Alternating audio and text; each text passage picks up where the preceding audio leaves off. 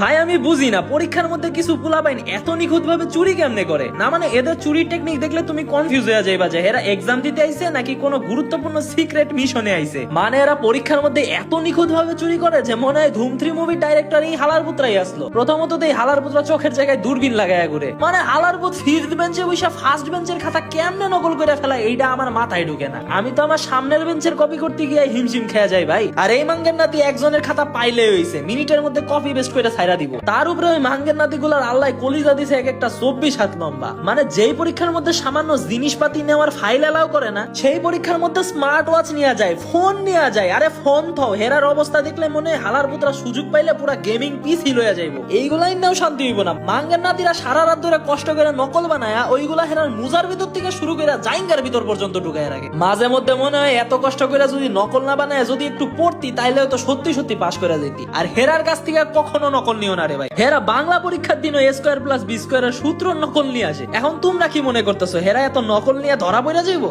জীবনেও না। হেরা পরীক্ষার মধ্যে এমন ভাবে যাইবো যে মনে হইব হেরার থেকে বিলিয়ন স্টুডেন্ট এই ক্লাসে নাই।